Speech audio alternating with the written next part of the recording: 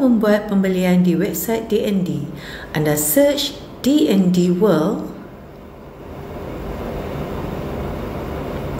Pastikan alamat website yang betul dan tekan link.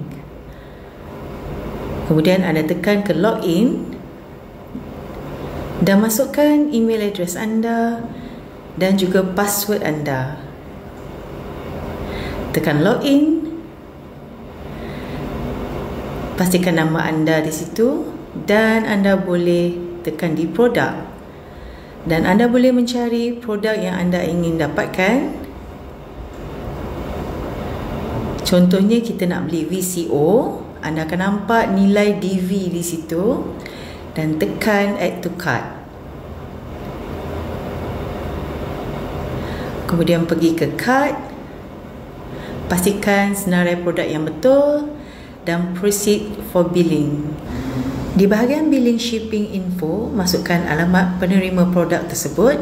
Sekiranya ia sama dengan alamat billing address, tekan kotak di atas. Klik confirm info. Pastikan senarai produk yang anda pilih adalah betul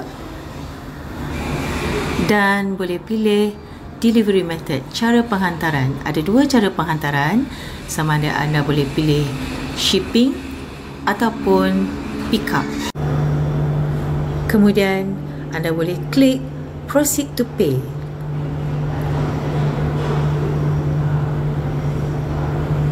Anda akan dibawa ke bahagian pembayaran. Ada 3 cara pembayaran untuk anda pilih, sama ada melalui kad, online banking, QR atau e-wallet. Pilih bank yang berkenaan. Klik pay. Anda akan dibawa ke website online banking dan membuat bayaran seperti biasa. Selamat membeli belah. Pastikan original DND, baru beli.